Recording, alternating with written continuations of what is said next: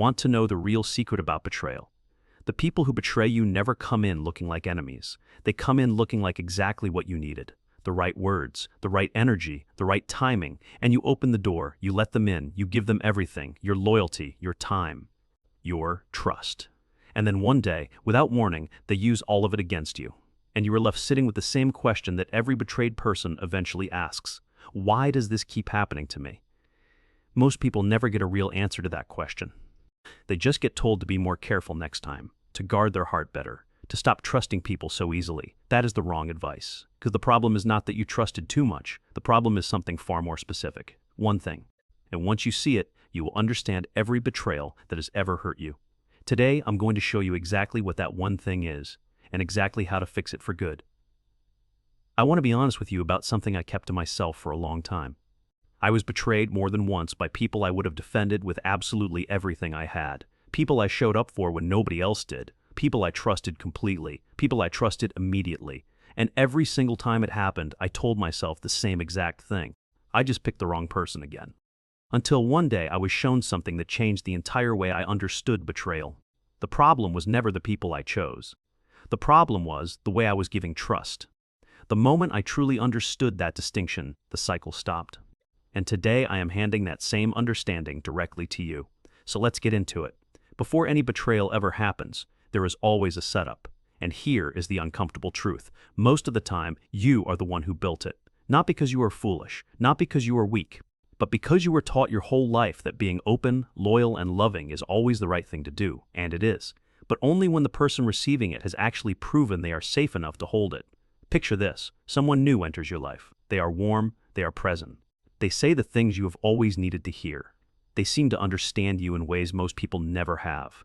And without consciously deciding to, you open up. You share things. You make yourself available. You start telling other people about them like they have already proved themselves. You are completely all in. And this person has done absolutely nothing yet to earn a single piece of that trust. They just showed up. And you handed them everything. Here's what's really happening in that moment. When you give someone full access, full trust, full loyalty, full emotional vulnerability, before they have demonstrated through time and behavior that they deserve any of it, you are not being generous. You are placing a dangerous amount of power in the hands of someone you do not actually know yet. And here is the hardest part of this truth. Most people who betray you were never hiding who they were. You just gave them access before you had gathered enough evidence to see who they actually were. That is the invisible setup. You built the entire stage. They simply walked onto it.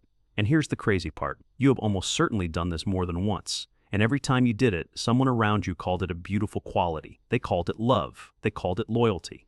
They called it heart. It is all of those things. But placed too early in the wrong hands, it is also the most dangerous thing you carry.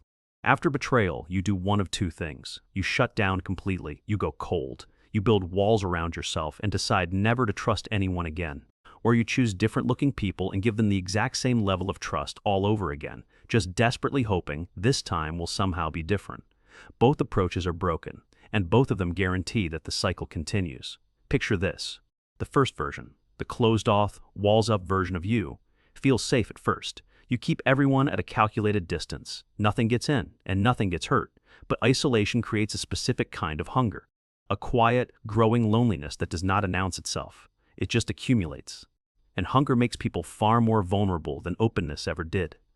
Eventually, someone comes along who knows exactly how to reach through those walls, and the hunger pulls you open again, faster than before, more completely than before, because the longer you starved, the more desperate you became, and you end up more exposed than you have ever been. The second approach, just finding better-seeming people, fails for an even simpler reason, because the problem was never which people you chose. The problem was what you did in the moments after you chose them.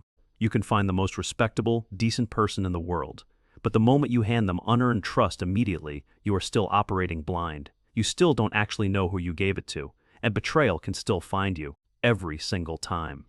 Here's the real psychology behind why both fixes will always fail. They are both attacking the wrong target. One attacks openness, one attacks selection. Neither one attacks the root, and the root is not who you trust. The root is not how much you trust. The root is when you trust. That one shift changes everything. Here is what nobody has ever told you directly about betrayal. Almost every person who has ever genuinely betrayed you was someone you gave full access to before they had earned a single piece of it. Think about the betrayals that hurt you most. Think about the specific people involved. Now ask yourself honestly, how long did you actually know them before you were fully in? How long before you were defending them, showing up for them, prioritizing them? Weeks, days, maybe hours. That pattern has a name. It is called loyalty overflow. And it is the one thing behind most betrayal that almost nobody ever talks about. Loyalty overflow is the habit of giving people more trust, more loyalty, more emotional access, more of yourself than the relationship has actually earned yet. It is treating every new connection as though it has already passed every test you have not given it, as if showing up with the right words is the same as showing up with the right character. It is not. Words can be performed by anyone in any moment. Character can only be revealed, and it can only be revealed through time, through pressure, through what someone does when it costs them something to do right by you. Nothing else reveals it. Not how they make you feel in the beginning, not how much they seem to understand you, not how perfectly they say the things you needed to hear. Only time reveals character. Only behavior under pressure reveals character. Nothing else is real evidence. And here's the crazy part. Loyalty overflow does not come from weakness. It comes from one of the most powerful, most beautiful parts of who you are. Your ability to love without conditions. Your capacity to see the best in people. Your natural and genuine impulse toward deep connection. These things are not problems. They are rare and extraordinary qualities.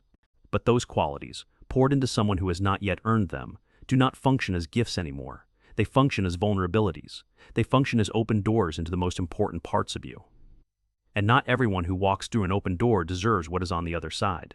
The people who betrayed you did not steal anything from you.